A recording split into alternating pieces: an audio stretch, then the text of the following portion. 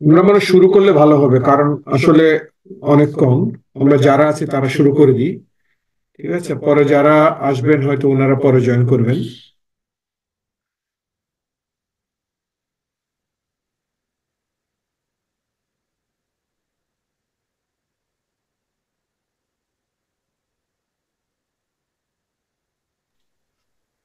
হ্যাঁ দাদা, শুরু করতে পারেন দাদা। ওকে, সকলকে ধন্যবাদ যুক্ত থাকার জন্য।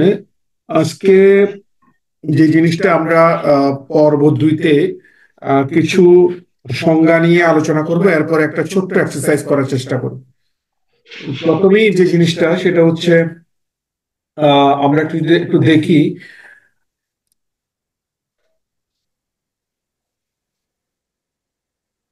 তাহলে কর দিবস, এটা ওই শেষ দিন আমরা এখানে রেখেছিলাম। তাহলে কর দিবস হচ্ছে কোম্পানি ব্যতীত অন্যান্য করদাতার ক্ষেত্রে তাহলে নভেম্বর মাসের 30 দিন, যেটা আমরা আলোচনা করেছি এই বছরের জন্য হবে। তাহলে সেক্ষেত্রে 31শে ডিসেম্বর, যেহেতু আমাদের ব্যক্তি করদাতার জন্য, কোম্পানি ব্যতীত বলতে অন্যান্য ব্যক্তি করদাতার জন্য, তাহলে সেই জিনিসটা 31শে ডিসেম্বর, যার কারণে 31শে ডিসেম্বর হবে কর দিবস। আর কোম্পানির ক্ষেত্রে যে জিনিসটা বলা হচ্ছে, আমরা যদি একটু খেয়াল করি, কোম্পানির ক্ষেত্রে আয় বছর সমাপ্তির পরবর্তী সপ্তম মাসের 15 তারিখ, অথবা যে ক্ষেত্রে উক্ত 15তম দিন সেপ্টেম্বর মাসের 15তম দিনের পূর্বের তারিখে পড়ে, সেক্ষেত্রে সেপ্টেম্বর মাসে 15 দিন। তাহলে 15তম দিন এবং সেপ্টেম্বর মাসের 15 দিন, সেক্ষেত্রে কোনটা আস্তে আস্তে সেপ্টেম্বর মাসের 15তম দিন। এইভাবে একটু লেখাটা, একটু বাংলা লেখাটা একটু হয়তো বুঝতে অসুবিধা হবে। আমি যদি এই এক্সাম্পলটা দেখি, একটু দেখেন এক্সাম্পলটা। কোন কোম্পানির ব্যালেন্স শিট 31শে ডিসেম্বর 2023 তারিখে ব্যালেন্স শিটের closing date, balance sheet date, তাহলে কি হবে? 15 মাস, অর্থাৎ 15 ডে অফ দ্য 7 মান্থ, তাহলে কি হবে? 15 জুলাই 2024, অথবা 15 সেপ্টেম্বর 2024। কারণ এখানে 2023-এ কমপ্লিট হলে তাহলে এটা 15 সেপ্টেম্বর 2024। এই দুইটা তারিখের মধ্যে যেটা পরে আসে, তাহলে কোনটা পরে? সেপ্টেম্বর মাসের 15 দিন। তাহলে এখানে এই যে কোম্পানির ব্যালেন্স শিট 31শে ডিসেম্বর ক্লোজ হবে, তাদের সেপ্টেম্বর মাসের 15 দিন। তাহলে সেপ্টেম্বর মাসের 15 তারিখে ওনারা রিটার্ন সাবমিট করবেন। আর জুনের 30 তারিখে যদি হয়, তাহলে কি হচ্ছে? 15 জানুয়ারি এবং দেখেন, 30শে জুন 2023, তাহলে সপ্তম কত তারিখ পড়তেছে? সেভেন্থ, 7 মান্থ, 7 মান্থ মানে জানুয়ারি। তাহলে জানুয়ারি 15 তারিখ। এরপরে কি আসতেছে? আহ, জুনের 30 তারিখ, 23-এর পরের সেপ্টেম্বর হচ্ছে 15 সেপ্টেম্বর 2023। তাহলে এই দুইটার মধ্যে যেটা পরে, তাহলে পরে কোনটা? এই দুইটার মধ্যে পরে হচ্ছে জানুয়ারি 15, তাহলে সেটাই আসবে। ঠিক অনুরূপভাবে এপ্রিল 30 তারিখের যদি ক্লোজিং ডেট থাকে, ব্যালেন্স শিট ডেট থাকে, তাহলে নভেম্বর মাসের, অর্থাৎ 15 তারিখ, সপ্তম মাস। তাহলে এপ্রিল যদি হয়, April, May, June, July, August, September, October, নভেম্বরের 15 তারিখ। আর সেপ্টেম্বর 15, তাহলে এই দুইটার মধ্যে যেটা পরে আসবে। বাকি তিনটা আমি গ্যাপ রাখছি।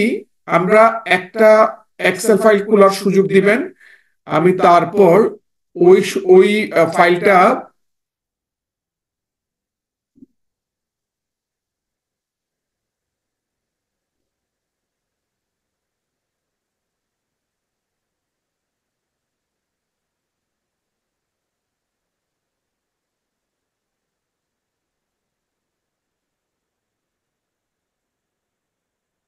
ফাইলটা কি দেখা যাচ্ছে? জি, দেখা যাচ্ছে। তাহলে এটা কি হবে? সেপ্টেম্বরের মাসের 30 তারিখ 2024। তাহলে 7 month, 15 day of the 7 month কত হবে?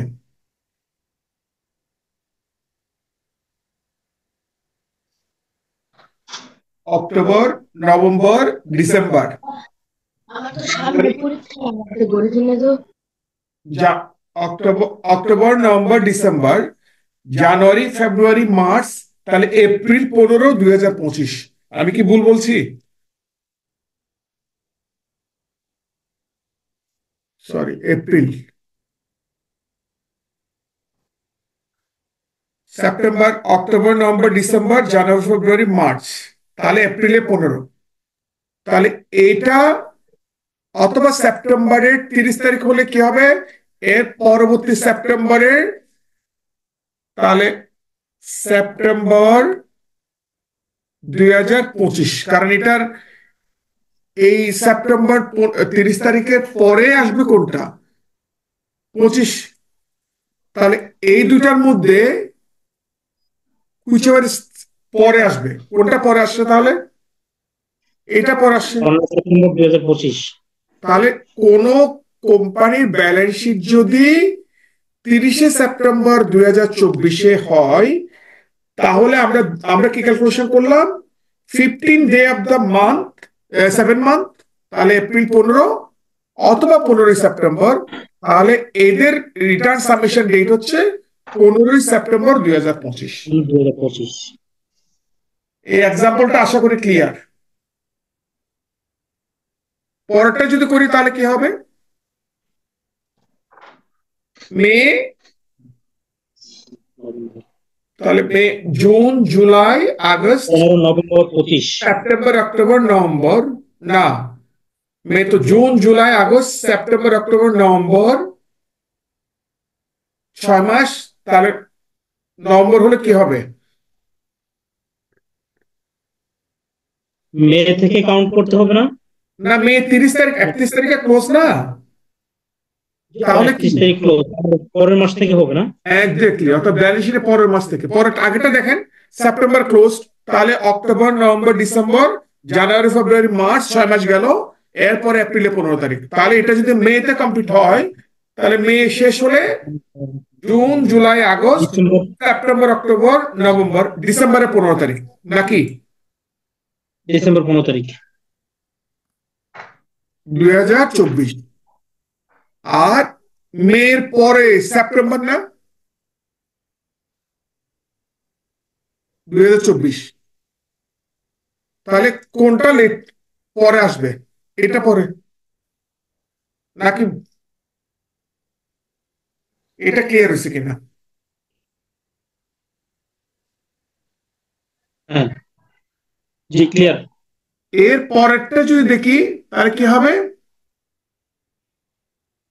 এর পরেরটা নভেম্বর 30। তাহলে ডিসেম্বর, ডিসেম্বর, জানুয়ারি, ফেব্রুয়ারি, June 15, March, April, May, June 15। June 15, 2024। আর নভেম্বরের পরে 15 সেপ্টেম্বর হচ্ছে 2024, নাকি? ঠিক আছে, এই তারিখের পরে সেপ্টেম্বর তো এটা। তাহলে হুইচ এভার কামস লেটার, এটা লেটার না? সেপ্টেম্বর 15, 24। এটা কি ক্লিয়ার হয়েছে এক্সাম্পলটা? হ্যাঁ ক্লিয়ার। তাহলে আমরা যদি এই ছোটখাটো জিনিস, এই যে আপনার যেটা আমরা দেখলাম আজকে, আমাদের যে ট্যাক্স ডে, তাহলে সেই ট্যাক্স ডে যদি আমরা দেখি, তাহলে আমরা আহ, করতে পারবো আশা করি। ক্যালকুলেশন ছোট অঙ্ক থাকলে আমরা ছোট অঙ্ক করতে পারবো।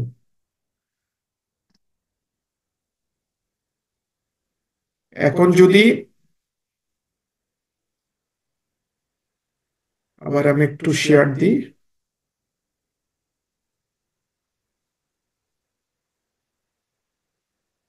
তাহলে এটার ট্যাক্স ডে ক্যালকুলেশন আশা করি আমরা বুঝছি।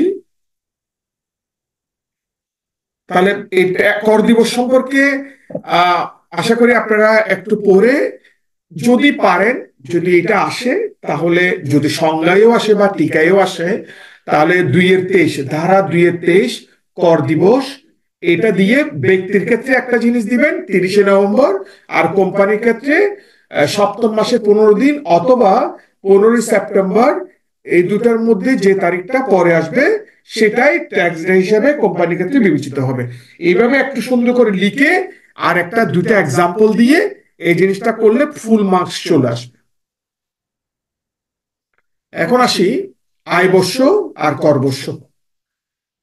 তাহলে আয় বর্ষ হচ্ছে আমরা জানি ব্যক্তির ক্ষেত্রে, বিশেষ করে ব্যক্তির ক্ষেত্রে আমরা জানি, আমরা সবাই যারা যারা ইনকাম ট্যাক্স আয় করি, যারা রিটার্ন দিই এবং যারা এই পড়ালেখা সম্পর্কে জড়িত, আমরা সবাই জানি আয় বর্ষ হচ্ছে 1 জুলাই থেকে 30 জুন পর্যন্ত। যেমনটা আমাদেরকে রিটার্ন সাবমিশনের জন্য ব্যাংক স্টেটমেন্ট থেকে শুরু করে সব ডকুমেন্ট গুলো 1 জুলাই থেকে 30 জুন পর্যন্ত কালেক্ট করে জমা করতে হয়। তাহলে সেক্ষেত্রে আয় বর্ষ হবে 1 জুলাই থেকে 30 জুন পর্যন্ত। এখন আসি কোম্পানির ক্ষেত্রে কি হবে। তাহলে কোম্পানির ক্ষেত্রে হচ্ছে তাও 30 জুন পর্যন্ত, কিন্তু কোন কোন কোম্পানির ক্ষেত্রে, যেমন বিদেশি কিছু কোম্পানি থাকে যাদের ব্যালেন্স শিট হচ্ছে ক্লোজ করতে হয় হয়তো 31 ডিসেম্বরে, কারণ হেডকোয়ার্টারের সাথে ওনাদের যদি বাইরে হেডকোয়ার্টার থাকে তাহলে হেডকোয়ার্টারের সাথে লিয়াজো রেখে এই ব্যালেন্স শিট গুলো ক্লোজ করতে হয়। অথবা কোন কোন কোম্পানি হয়তো করে 30 এপ্রিলও করে, অনেক কোম্পানি বাংলাদেশে, বিশেষ করে এমএনসি কিছু কোম্পানি। তাহলে সেক্ষেত্রেও এই জিনিসটা ওদের যে হেডকোয়ার্টারের সাথে করে ব্যালেন্স শিট করতে হয়, তবে with due permission from the respective authority. আর এটা আগে বলে রাখে, একটা পারমিশন নিয়ে রাখে। আর আয় বর্ষ হচ্ছে তাহলে 30 জুন পর্যন্ত সময়, বাট ব্যালেন্স শিট অনুযায়ী আয় বর্ষ চেঞ্জ হবে না, কিন্তু আয় বর্ষটা ওই ব্যালেন্স শিট পিরিয়ডের মধ্যে আমাদেরকে হিসাব করে নিতে হবে। আর আয় বর্ষের পরবর্তী বর্ষটা হচ্ছে কর বর্ষ। অর্থাৎ আয় বর্ষ যদি প্রথম 12 বছর থাকে, পরবর্তী 12 মাস থাকে, পরবর্তী 12 মাস তাহলে হচ্ছে কর বর্ষ। হ্যাঁ, অনেক ক্ষেত্রে আয় বর্ষের ক্ষেত্রে কিছুটা সময়ের 30 জুন পর্যন্ত ক্যালকুলেশন করতে গেলে হয়তো কিছু সময় 12 মাস নাও হতে পারে। আসি আমরা আগে একটা এক্সাম্পল দিয়ে দেখার চেষ্টা করি। ঠিক এই এক্সাম্পলটা যদি দেখি, এটা আমি এক্সেল ফাইলে নিয়ে যাই, একটু আপনাদেরকে সময় দিবেন।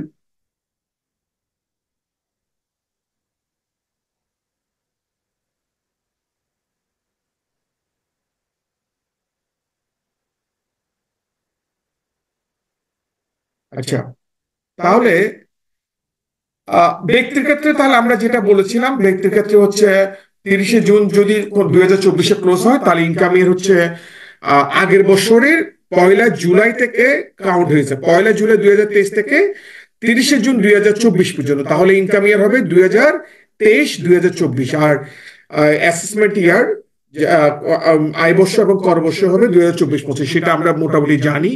কিন্তু যেটা সমস্যা হয় আমাদের ক্ষেত্রে সেটা হচ্ছে ব্যালেন্স শিট ডেট দিয়ে কোম্পানির ক্ষেত্রে।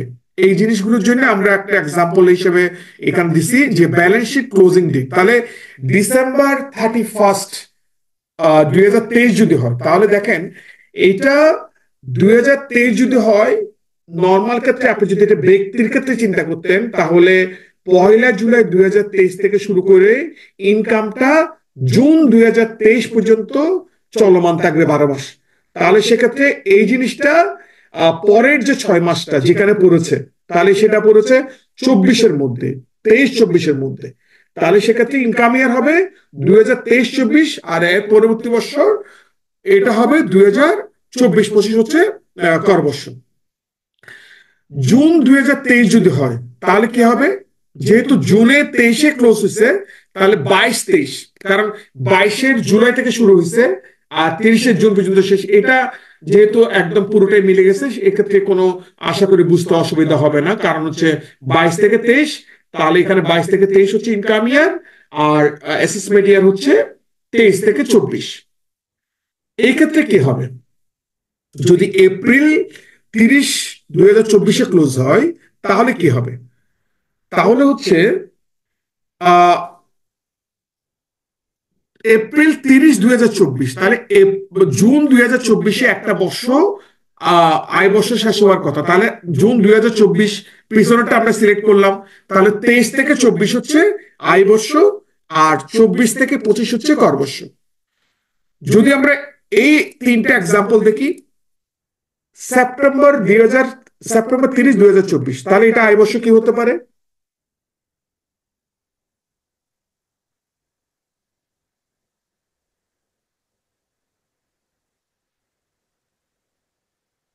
এটা তাহলে 2024 যদি হয়, তাহলে 2024-এর জুলাই থেকে শুরু করে 30শে জুন 2025 পর্যন্ত এই অর্থবর্ষ কিন্তু চলমান। তাহলে সেক্ষেত্রে এখানে একটু চেঞ্জ হয়ে যাবে, এটা একটু খেয়াল করেন। 24-25 হওয়ার কথা না? সরি, হ্যাঁ 24-25। হ্যাঁ, হ্যাঁ 24-25 হবে এটা।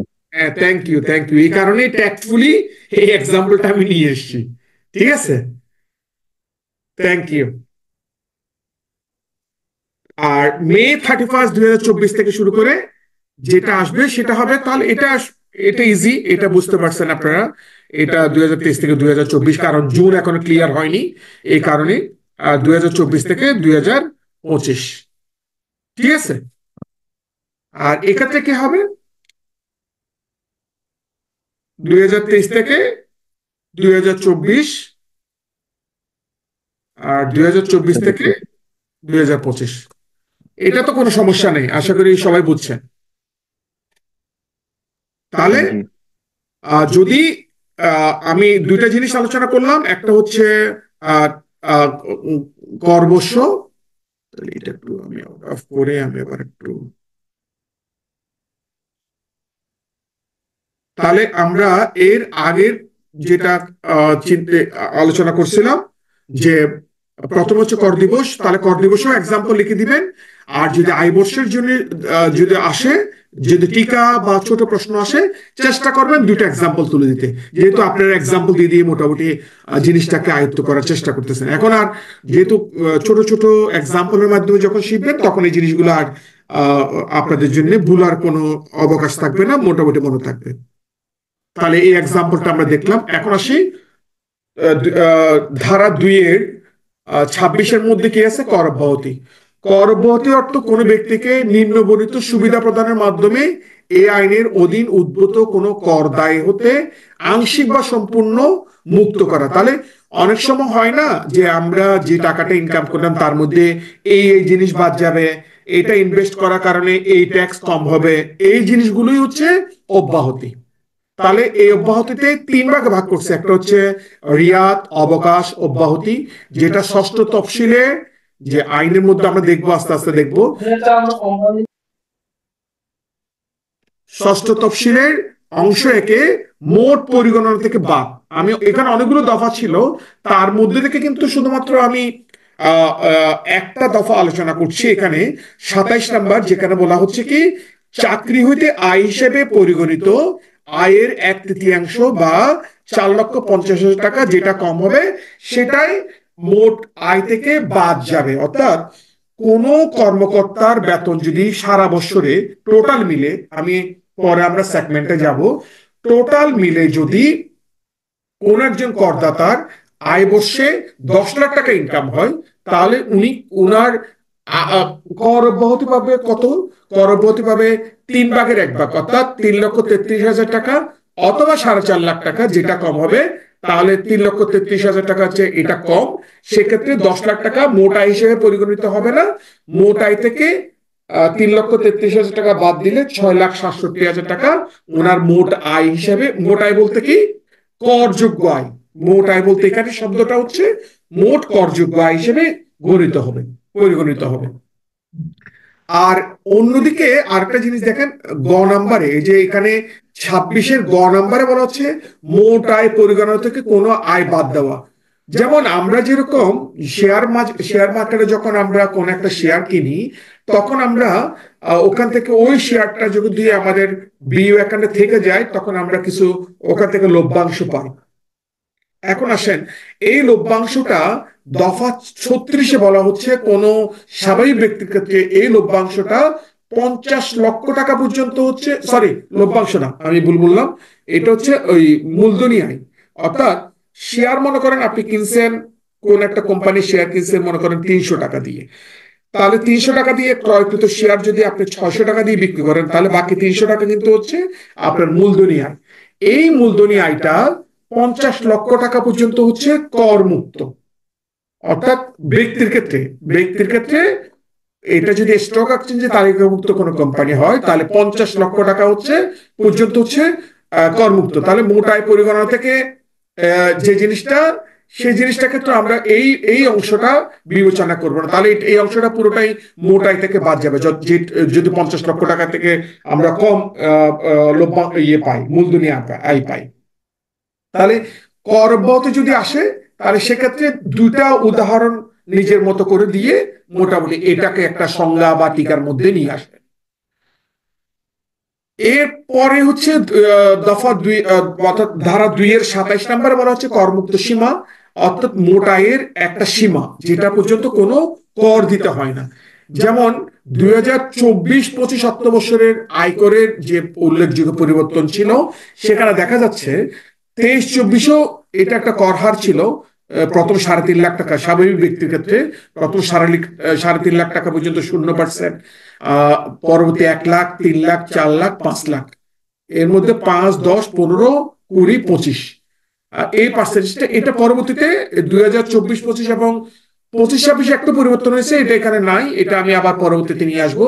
এটা আসলে বাজেটের পরবর্তী যে ফাইলটা করা হয়েছে সেখানে 25-26 জন্য একটু চেঞ্জ আছে, এটা এখানে 24-25 জন্য একই রকম। 24-25 হচ্ছে 3.5 লাখ পর্যন্ত শূন্য কর, পরবর্তী 1 লাখ, 4 লাখ, 5 লাখ, 5 লাখ এবং অবশিষ্ট। তাহলে এখানে আপনারা 25-26 জন্য হবে না, 25-26 জন্য আমি আলাদাভাবে পরে বলবো আপনাদেরকে। তাহলে 24-25 জন্য 3.5 লাখ পর্যন্ত শূন্য কর, তাহলে এখানে করমুক্ত সীমা বলতে আমরা এই 3.5 লাখ টাকাটাকেই বুঝবো। এই করমুক্ত সীমা বলতে আমরা ব্যক্তি করদাতার ক্ষেত্রে 3.5 লাখ টাকা পর্যন্ত যেটা সেটা বুঝবো। আর সাধারণ করদাতা, তাহলে এক্ষেত্রে বলা হচ্ছে সাধারণ করদাতাদের জন্য করমুক্ত সীমা হচ্ছে 3,50,000 টাকা, যেটা এই বছরে বলবৎ আছে। মহিলা বা 65 বছর বা তদুর্ধ্ব বয়সের করদাতার ক্ষেত্রে 4 লক্ষ টাকা পর্যন্ত, প্রতিবন্ধী করদাতার ক্ষেত্রে 4,75,000, আর যুদ্ধাহত মুক্তিযোদ্ধা করদাতার ক্ষেত্রে 5 লক্ষ টাকা, আর তৃতীয় লিঙ্গ করদাতার ক্ষেত্রে 4,75,000 টাকা। এটা হচ্ছে করমুক্ত সীমা, যেটার উপরে কোনো ট্যাক্স দিতে হয় না, সেটাই হচ্ছে করমুক্ত সীমা। সেটা ধারা 2-27 বর্ণনা করা আছে। তাহলে যখন আমাদের একটু কথা বলবো। হ্যাঁ বলেন প্লিজ। এখন করমুক্ত সীমা ধারা 2-27, এখন এই জিনিসটা যদি মেনশন করে ওনারা যে জানতে চাচ্ছে, তখন কি আমি এটাকে ক্ল্যারিফাই করার দরকার আছে যে আপনার মহিলা ও 65 বছর তদুর্ধ্ব বয়সের করদাতা, প্রতিবন্ধী, গ্যাজেটভুক্ত যুদ্ধাহত মুক্তিযোদ্ধা, তৃতীয় লিঙ্গের করদাতা, বা এইভাবে ক্ল্যারিফাই করার কোনো দরকার আছে কিনা, আমি এটা জানতে চাচ্ছিলাম। সুন্দর প্রশ্ন। এখন দেখেন, আমি আপনাকে এইটা আনসারটা আপনার কাছে আছে। ধরেন এই জিনিসটা নরমালি একটা ছোট্ট 2 নাম্বার টিকার মধ্যে আসলো, ধরেন কোয়েশ্চেনটা, তখন আপনি জাস্ট ধারা 2-27 অনুযায়ী করমুক্ত সীমা বলতে যে পরিমাণ আয়ের উপরে শূন্য হার প্রযোজ্য হবে সেটা। আর এক্ষেত্রে সাধারণ করদাতার ক্ষেত্রে 3.5 লাখ টাকা একটু শেষ করে দিতে পারবেন। কিন্তু যদি এটা একটু ধরেন 3 নাম্বার বা 4 নাম্বারের প্রশ্ন আসে, তখন কিন্তু আপনি বুঝতে পারবেন যে আপনাকে সবটা নিয়ে একটু আনসার দিতে হবে। মানে জিনিসটা হচ্ছে আমি বুঝাতে পারছি কিনা জানি না আপনাকে, ঠিক আছে? না ক্লিয়ার ক্লিয়ার। ওকে, ডিপেন্ড করতেছে, ধরেন 1 নাম্বারের কোশ্চেন আসলো, তাহলে কেন আপনি এতটুকু মার্কের উপর ডিপেন্ড করতেছে আর কি। হ্যাঁ, এটাই বুঝতে চাচ্ছেন। এক্স্যাক্টলি, ঠিক আছে, থ্যাংক ইউ। এরপর আসি কোম্পানিটা। এখানে দেখেন এবারের আইনে বিশেষ করে যখন আয়কর আইন 2023 যখন গত বছর সংসদে পাশ হয়, তখন কিন্তু কোম্পানির সংজ্ঞাটার মধ্যে অনেকগুলো গ্যাপ ছিল। অর্থাৎ কোম্পানির সংজ্ঞাটা নিয়ে আসছে, বাট এবারে আরো কিছু জিনিস জয়েন করে ফেলেছে। তো সুতরাং এই কোম্পানির সংজ্ঞাটা আমি এই কারণে এখানে এনেছি, এখানে চেষ্টা করবেন এটাকে একটু মোটামুটি একটু আত্মস্থ করার জন্য। কারণ হচ্ছে যতটুকু পারেন, কারণ এখানে অনেকগুলো জিনিস, যতটুকু পারেন লিখার চেষ্টা করুন, পয়েন্ট আকারে লিখেন, সমস্যা নেই। ধারা 2-31 অনুযায়ী কোম্পানি অর্থ কোম্পানি 1984 এ সংজ্ঞায়িত কোন কোম্পানি এবং ইহার অন্তর্ভুক্ত হইবে তাহলে বিদেশি branch office, liaison office, representative office, তারপর হচ্ছে বিদেশি সত্তা, যতটুকু পারেন এখান থেকে জিস্ট করে লেখার চেষ্টা করবেন কোম্পানির সংজ্ঞা যদি আসে। কারণ এটা আসার পসিবিলিটি থেকে যায়, কারণ হচ্ছে আমরা যারা আইটিপি হোল্ডার এবং যারা হব ওনারা কোনো না কোনো ভাবে কিন্তু কোম্পানির ট্যাক্স অ্যাসেসমেন্টের সাথে জড়িত। সবাই পার্সোনাল ট্যাক্সটা একটা একটা সময় গিয়ে হয়তো দেখা যাবে কি এই পার্সোনাল ট্যাক্সটা হয়তো একটা লিমিটেড পর্যায়ে চলে গেছে বা সবগুলো অটোমেশনে চলে গেছে, কিন্তু কোম্পানির ক্ষেত্রে কিন্তু মানে ধারা 55 যে জিনিস ইম্প্যাক্টটা সেটা বুঝতেও কিন্তু একজন পারফেক্ট আইটিপি অনেক বেশি কাজ করতে হয়। তো সুতরাং এই ধারা 2-31টা একটু আত্মস্থ করার চেষ্টা করবেন, সংজ্ঞাটা যতটুকু পারেন এইখান থেকে জিসটা নিয়ে লেখার চেষ্টা করবেন। একটু বাসায় প্র্যাকটিস করলে আশা করি এই সংজ্ঞাটা পয়েন্টগুলো আপনি লিখতে পয়েন্ট আকারে লিখেন, সমস্যা নেই। এরপর আসি নিবাসী এবং অনিবাসী করদাতা। এটা আমরা আগেও দেখছি, মানে আগের আইনও ছিল। নিবাসী বলতে যারা আমাদের দেশের মানে স্বাভাবিকভাবে বুঝেন, নিবাসী মানে আমাদের দেশে যারা থেকে ইনকাম করে তারা। দেখেন আবার নিবাসী মানে আমাদের দেশের অধিবাসী না, এইভাবে মিন করে না ট্যাক্স, এইভাবে মিন করবে না। ট্যাক্স মিন করে নিবাসী অর্থ কোনো আয় বর্ষে যে ব্যক্তি আমাদের বাংলাদেশে অবস্থান করিয়েছে, আর অনিবাসী বলতে যে ব্যক্তি আমাদের দেশে ওই সময় পর্যন্ত ছিল না। তাহলে আসে এখন নিবাসীর মধ্যে আমি একটা জিনিস খেয়াল করেন, কোন ব্যক্তি সংজ্ঞা পড়ার আগে আমি একটু বলে যাচ্ছি জাস্ট। আগের আইনে এটা ছিল 182 দিন, আর বর্তমানে আগের আইন বলতে আয়কর অধ্যাদেশ 1984-তে এটা ছিল 182 দিন, এখানে একটা দিন যোগ করছে 183 দিন। তো সুতরাং এটা মনে রাখবেন, আগের অধ্যাদেশের মধ্যে ছিল 182 দিন আর এখন হচ্ছে 183 দিন। অর্থাৎ কোন ব্যক্তি একটি আয় বর্ষে যদি 183 দিন বা তার অধিক বাংলাদেশে অবস্থান করেন তাহলে তাকে আমরা নিবাসী বলবো। তাহলে প্রথম সত্য এটা এটা কি ধারাবাহিক ভাবে হতে হবে, নাকি মনে করেন একটা লোক আসলো 2 মাসের জন্য আসলো, শব্দটা দেখেন, 2 মাসের জন্য। থ্যাংক ইউ, শব্দটা দেখেন এখানে লিখছে ধারাবাহিকভাবে অথবা উক্ত বর্ষে সমষ্টিগতভাবে।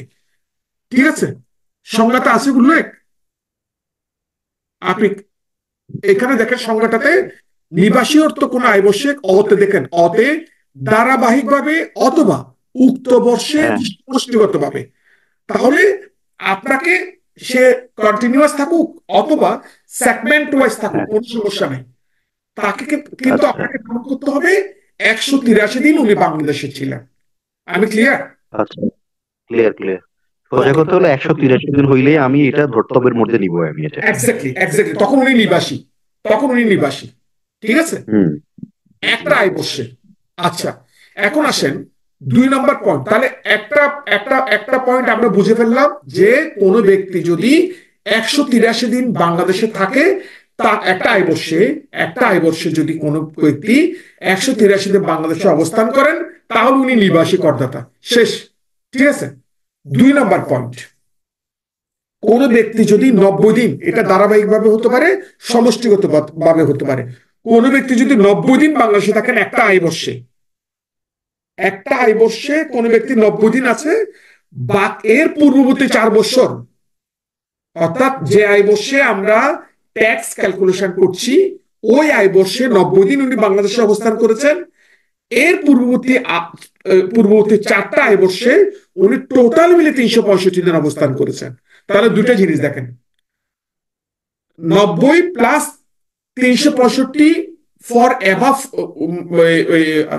4 ইয়ার্স। ঠিক আছে, অর্থাৎ প্রিসিডিং 4 ইয়ার্স। ঠিক আছে, বি নাম্বারটা বুঝে গেছে? 90 দিন প্লাস 365 দিন, 90 দিন হচ্ছে 90 গুণন যদি আপনি 4 করেন ওই 365 দিনই হয়, 360 তো 365 দিনই হয়, কিন্তু বড় হিসাব ঠিকই আছে। অবশ্যই ওটা তো ওভাবে হিসাব করছে, বুঝছেন না, ওটা ওভাবে হিসাব করছে, অনেকভাবে ওভাবে হিসাব করছে, ওই যে যেগুলো লিপিয়ার হয় বা এইভাবে এই জিনিসটা হিসাব করছে। তাহলে আমরা হিসাব করব ডিউরিং দ্য পিরিয়ডে 90 দিন অথবা এর পূর্ববর্তী 4 বছরে 365 দিন যদি থাকে তাহলে উনি নিবাসী করদাতা। আর যদি বাংলাদেশের অভ্যন্তরে কোনো কোম্পানি, তো অবশ্যই বাংলাদেশের রেজিস্টার, সুতরাং বাইরের হওয়ার সম্ভাবনা নাই। সুতরাং এটা হচ্ছে ব্যবস্থাপনা কার্যক্রম বাংলাদেশে আছে, কোম্পানির ক্ষেত্রে ট্রাস্ট গুলো বাংলাদেশে আছে, সুতরাং এগুলো সবগুলো নিবাসী। আর অনিবাসী বলতে কি, এই যে 183 দিন এবং 90 দিন 365 দিনের যে হিসাবটা আমরা বললাম, সেটা যদি না হয় তাহলে উনি উনি হচ্ছেন অনিবাসী। একটা এক্সাম্পল দিয়ে বললে বুঝালে আরো বুঝবেন জিনিসটা। 90 দিন, বলেন। যে আমি একটু বুঝতে চাচ্ছিলাম, 90 দিন বা ততোধিক দিন, তার মানে কি 182 দিন পর্যন্ত? না, দু জিনিস দাদা। একটা জিনিস, প্রথমটা হচ্ছে একটা পিরিয়ডে 183 দিন থাকতেছে, কেমন? তাহলে উনি জি, নিবাসী। ওইটা আমি বুঝছি। 183 দিন বা তার বেশি হ্যাঁ, অবস্থান করলে সে হলো নিবাসী। একটা আর শেষ। যদি 90 দিন বা 90 দিন বা 365 দিন, পূর্ববর্তী 4 বছর। 182 দিনের মধ্যে থাকে, তাহলে পূর্ববর্তী 4 বছরে মিলে 365 দিন যদি হয় তাহলে সে নিবাসী, বা 365 দিনের। স্যার, আমার প্রশ্নটা হচ্ছে মানে এই 365 দিন মানে পূর্ববর্তী 4 বছরের টোটাল হইলেই তো হবে। এখন যদি আমি এক বছরে 10 দিন আর এক বছরে 200 দিন, এরকম শুনতে হলে তো পাচ্ছেন না দাদা? সমস্যা হবে। হ্যাঁ হ্যাঁ হ্যাঁ, এটা হলে হবে। অর্থাৎ মনে করেন আমি বলি, যেমন এটা এটা এটা এটা চলমান হচ্ছে কত, আমাদের ইনকাম ইয়ার হচ্ছে 2023-24, কেমন? 2023-24 বর্তমানে। হ্যাঁ 2023-24 ধরেন 90 দিন আছে বা 91 দিন আছে, কেমন? তাহলে 2022-23 ধরেন উনি ছিল 10 দিন। বাট এর আগের বছরে 20-21 ছিল মনে করেন উনি 280 দিন। ঠিক আছে? এর আগের বছরে মনে করেন বাকি দিনগুলো ছিল। এইভাবে যদি 3 বছর মিলেও যদি 365 দিন হয় এবং এই বছরে যদি 90 দিন হয়, তাহলে কোনো সমস্যা নাই, উনি নিবাসী। ঠিক আছে? আমরা একটা আচ্ছা এক্সাম্পল আচ্ছা ঠিক। আমরা একটা এক্সাম্পল দেখি, তাহলে আরো বুঝতে পারবেন। যেমন দেখেন, এখানে দেখেন, আহ, আচ্ছা এটা আচ্ছা এটা দেখি। মিস্টার হারপাল সিং, ইন্ডিয়ান, উনি 16 সেপ্টেম্বর থেকে 31 মার্চ পর্যন্ত বাংলাদেশে ছিলেন। তাহলে দেখেন ডে কাউন্টটা, আমি একটু এক্সেল ফাইলে চলে যাই।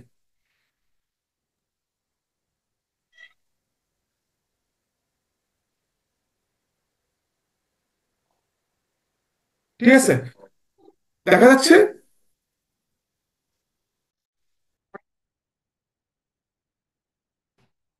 আমরা যেটা শুরু করছিলাম এখন আবার একটু কন্টিনিউ করি, যেটা হারপার সিং এর একটা এক্সাম্পল দিয়ে বোঝার চেষ্টা করছিলাম। উনি বাংলাদেশে এসেছেন 16 সেপ্টেম্বর। তাহলে 16 সেপ্টেম্বর যখন হয়, 16 সেপ্টেম্বর 2023 থেকে 31 মার্চ 2024 পর্যন্ত। এখানে দেখেন উনি তাহলে কতদিন ছিলেন। আমি কিন্তু এখানে একটা ক্যালকুলেশন করেছি, তো যা এক্সাম্পল হিসেবে, যেমন সেপ্টেম্বর মাসের 16 তারিখ থেকে শুরু করে, তাহলে সেপ্টেম্বর মাস 30 দিনের, তাহলে ওখানে 15 দিন। এইভাবে হিসাব করে আমি এখানে একটা সংখ্যা দাঁড় করানোর চেষ্টা করছি, যে 198 ডেজ। তাহলে আমাদের কিন্তু যেটা বলা আছে যে 183 দিন, তাহলে উনি তখন স্ট্যাটাস হবে কি, রেসিডেন্ট, নিবাসী। ওকে। ঠিক আছে? আর যেমন হানিফ আনসারি, উনি পাকিস্তানের নাগরিক, ওনাকে আমরা কি বলছি, 1 ডিসেম্বর 2023 থেকে শুরু করে 1 ডিসেম্বর, সরি,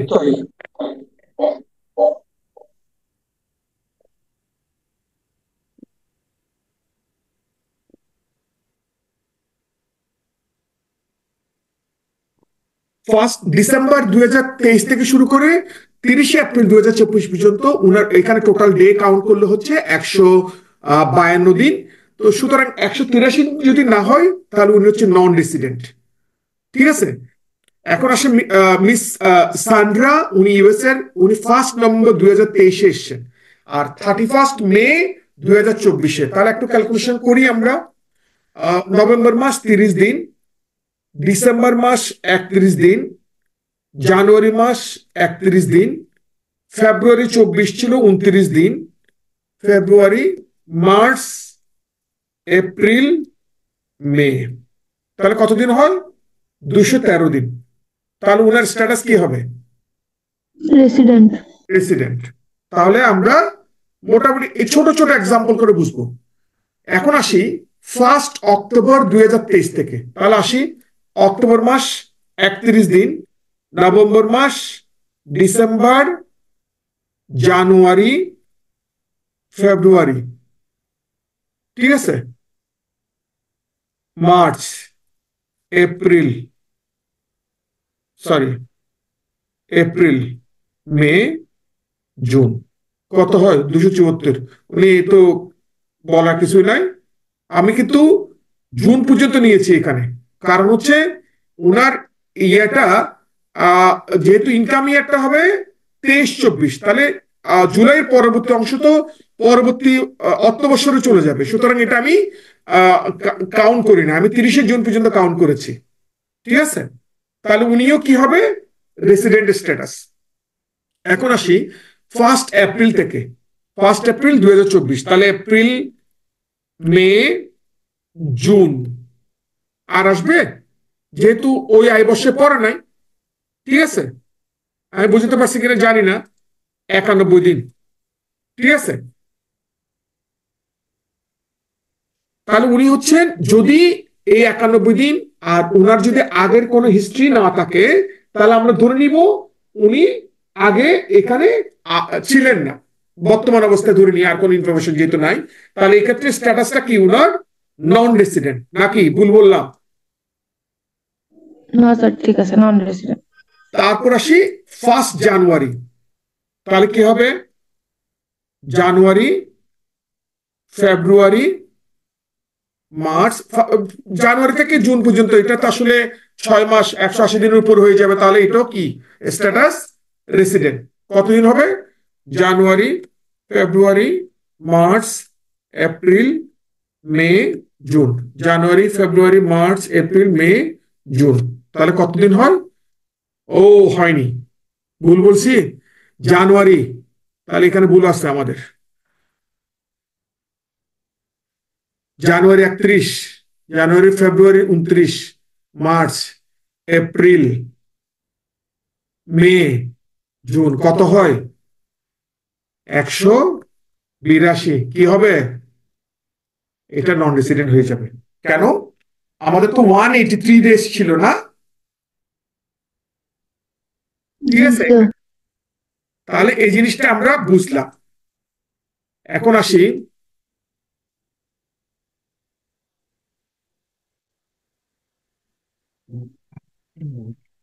একটা,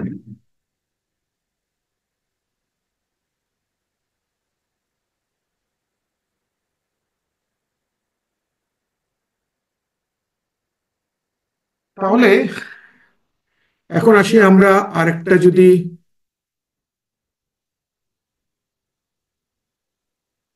দেখি, তাহলে এটা আমরা করলাম। এরপরে এটা একটা এক্সাম্পল, আমি এটা কেস আমি ফেস করেছি। আমি আসলে ওনার হয়ে tax zone, Dhaka tax zone 13-তে আমি একটা, এটা আগের আয়কর আইন 2000 আয়কর অধ্যাদেশ 1984 এর আন্ডারে ধারা 2-এর 55-তে, অর্থাৎ যেটা রেসিডেন্ট এবং নন রেসিডেন্ট যেটা ছিল, এটা আগে ছিল 182 দিন, এখন হচ্ছে 183 দিন। তো উনার একটা ইয়েতে আহ এই ভদ্র, এটা এই ভদ্রলোকের, উনি আইকিয়াতে জব করেন, বাংলাদেশে একটা কোম্পানিতে, বাইরের একটা কোম্পানিতে। তো উনি এই ওনার ফাইলটা যখন সাবমিট করা হয়, তখন ওরা এই ভিসার যে নিচে একটা ছক করা দেওয়া আছে, দেখেন আমার ভিসা নং, এই ভিসায় উনি আসেন কখন, গেছেন কখন, কখন ঢুকছেন, কখন এক্সিট করছেন, এইভাবে একটা ক্যালকুলেশন করে দিতে হয়। তো এটা করা হয়নি বলে ওনাকে নন রেসিডেন্ট দিয়ে, ওনার নন রেসিডেন্ট দিয়ে ট্যাক্সটা আবার ওনারা একটা নোটিশ পাঠিয়ে দিছে। তো পরবর্তীতে আমরা যখন ফেস করলাম, তখন দেখা যাচ্ছে আমি এই ওয়ার্কিংসটা করে দিছি ডিসিটির সাথে, মহোদয়ের সাথে। তখন উনি বুঝতে পারছেন যে পাসপোর্টের নাম্বার সহ দিয়ে 208 দিন হয়। তখন ওনারা এই জিনিসটা, এই পূর্ববর্তী বছরের ইস্যুটা ছিল একটা, তখন এটা এইভাবে ক্যালকুলেশন করে দিতে হবে যখন আপনি হবে। এখানে দেখেন, এখানে কিন্তু একই অর্থ বছর ছিল না, পরবর্তী 2টা অর্থ বছর ছিল। তো ওই অংশে শুধু ঝামেলা ছিল বলে যে 365 ডেজ, এটার জন্যই এই জিনিসটা হয়েছিল, যে বছরে শুধুমাত্র আমি ওই ভিসাটা কিভাবে ভিসা বের করে কখন এন্ট্রি করছে, কখন আউট হয়েছে, সেই ডেট ধরে একটা ক্যালকুলেশন করেছি। তো এইটার উপর বেস করে নন রেসিডেন্ট ট্যাক্স করে দেয়। এখন নন রেসিডেন্ট ট্যাক্সটা কি হয়, যেমন মনে করেন আমাদের উপরে এই স্ল্যাব অনুযায়ী হয় 3.5 লাখ টাকার উপরে 0.5 এইভাবে হয়। আর বাংলাদেশে ওই উম নাম্বারে দেওয়া আছে, দেখেন বাংলাদেশে অনিবাসী এইরূপ সকল করদাতার জন্য এই এই এই হার প্রযোজ্য হবে না। তাহলে সেক্ষেত্রে কি হবে, এই পাশে আছে কোম্পানি বা ব্যক্তিগত ব্যক্তি সংঘ নহে বাংলাদেশে অনিবাসী এইরূপ অন্যান্য সকল করদাতার ক্ষেত্রে আয়করের হার হচ্ছে 30%। অর্থাৎ অনিবাসী হলেই 30% স্টেট ফরওয়ার্ড, যা ইনকাম করবে উনি 10 লাখ টাকা ইনকাম করলে 30%, 30% হারে ওনাকে ট্যাক্স দিয়ে দিতে হবে। আর যদি ইয়ে করে ওনার যদি ওনার যদি এমনি নর্মালি যদি নিবাসী হয় তাহলে এই স্ল্যাব অনুযায়ী ট্যাক্স হবে। এইটা বোঝানোর জন্য আসলে নিবাসী আর অনিবাসী জিনিসটা বোঝানোর চেষ্টা করেছি আমরা আপনাদেরকে। এখন বুঝলেন আপনারা যে নিবাসী হলে কি ইম্প্যাক্ট হয় আর অনিবাসী হলে কি ইম্প্যাক্ট হয়। এই জিনিসটাই আমি আসলে ভিউটা দেওয়ার চেষ্টা করছি আপনাদেরকে। আর পারকুইজিটের একটা সংজ্ঞা ছিল 55-তে। পারকুইজিট বলতে আসলে যেগুলো ইন কাইন্ডস দেওয়া হয় সেগুলো, আর যেটা ধারা 55-তে বলা আছে 10 লক্ষ টাকা পর্যন্ত কোম্পানির ক্ষেত্রে পারকুইজিট, এবং টোটাল যে পারকুইজিটটা সেই পারকুইজিটটা হচ্ছে এক্সাম্পটেড, বাকিগুলোর উপরে অবশ্যই কোম্পানিকে ট্যাক্স দিতে হবে। আর পার্সোনাল লেভেলের পারকুইজিটটার ওই যেগুলো কাইন্ডস পান, আপনারা যারা চাকরি করেন হয়তো অনেকে কোম্পানি থেকে গাড়ি পায়, সেক্ষেত্রে এই গাড়ির জন্য ওনাদেরকে যে টাকাটা ধরতে হয় সেই জিনিসটা আমাদের পরবর্তীতে দেখবো আমরা, সেটাই আসলে পারকুইজিট হিসাবে যোগ করে ওটার উপরে ট্যাক্স ধার্য করতে হবে পার্সোনাল লেভেলে। আর কোম্পানি লেভেলে কোনো এমপ্লয়িকে যদি গাড়ি টাড়ি দেওয়া হয় এবং টোটাল যে টাকাটা সেটাকে ক্যালকুলেশন করার পরে ওই টাকা টোটাল টাকাটা যদি 10 লাখ টাকার অতিরিক্ত অঙ্ক হয়, ওই অতিরিক্ত টাকার উপরে কোম্পানির যে যত পার্সেন্ট ট্যাক্স ধার্য থাকবে সেই পার্সেন্টেজে ট্যাক্স দিতে হয়।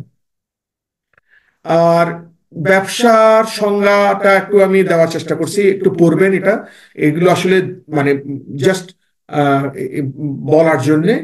ব্যাংক ট্রান্সফারটা এটা আমি চেষ্টা করছি, ব্যাংক ট্রান্সফার বলতে ক্রস চেক, এখানে কিন্তু ব্যাংকে ক্যাশে তুলে ক্যাশে দিলে এটা ব্যাংক ট্রান্সফার হিসেবে হবে না, আর মোবাইল ফাইন্যান্সিয়াল সার্ভিসটাও নিয়ে আসে।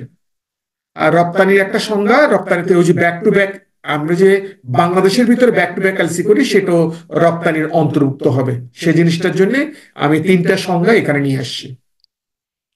আর সিকিউরিটিস বলতে সঞ্চয়পত্র একটা সিকিউরিটিস, এই জিনিসটা বোঝানোর জন্য আমি এটা নিয়ে আসলাম, যেটা ও যে এখানে ষষ্ঠ তফসিলে আছে অনধিক 5 লক্ষ টাকা পর্যন্ত কোন সরকারি সিকিউরিটিস, অর্থাৎ সঞ্চয়পত্রটাও একটা সরকারি সিকিউরিটিস হিসেবে 5 লক্ষ টাকা পর্যন্ত বিনিয়োগ করলে আপনি কর রিয়াত পাবেন।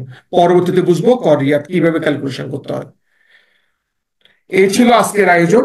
আমরা একটা ছোট ওয়ার্কিংস করবো চিন্তা করছিলাম, আশা করি এটা আসলে সময়ের অভাবে করতে পারছি না।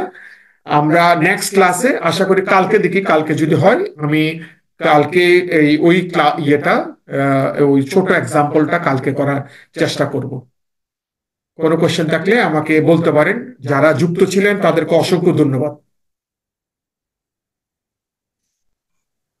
দাদা পারকুইজিট নিয়ে একটু বলবেন, আবার একটু পারকুইজিট সীমা কত আর একটু যদি বলতেন বুঝি। পারকুইজিটের বলতে পার্সোনাল লেভেলে কোনো পারকুইজিটের সীমা থাকে না, ঠিক আছে, কিন্তু পারকুইজিটের যে জিনিসগুলো বেনিফিট গুলো পান সেগুলো যোগ করে আপনাকে আয়কর নির্ধারণ করতে হয়। আর কোম্পানির লেভেলে মানে ধরেন একটা কোম্পানির লেভেলে পারকুইজিটের সীমা হচ্ছে 10 লাখ টাকা পর্যন্ত আপনাকে একজন ইন্ডিভিজুয়ালের জন্য একজন কর্মচারীর জন্য 10 লক্ষ টাকা, এর অতিরিক্ত গুলো আপনাকে কোম্পানির আয় হিসেবে ধরে ট্যাক্স দিতে হয়। এটা আমি একটা এক্সাম্পল দেখাই দিব, ঠিক আছে। আর পরের দিন আমি অবশ্যই চেষ্টা করব আপনার যে যেমন কোন একটা একজনকে যদি কোন একটা 15 সিসি গাড়ি দেওয়া হয় তাহলে সেক্ষেত্রে ওই টাকাটা কিভাবে নিয়ে আসা হয়, সেই জিনিসগুলো পারকুইজিট, এটা তো পারকুইজিট, তো সেটা কিভাবে হয় সেই জিনিসটা আমি দেখাই দিব এক্সাম্পলের মাধ্যমে। আর কোনো কোয়েশ্চেন?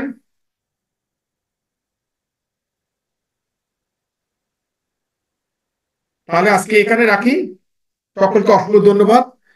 আর আমরা চেষ্টা করব আগামীকালের ক্লাসে একটা ছোট এক্সাম্পল করার জন্য। ধন্যবাদ।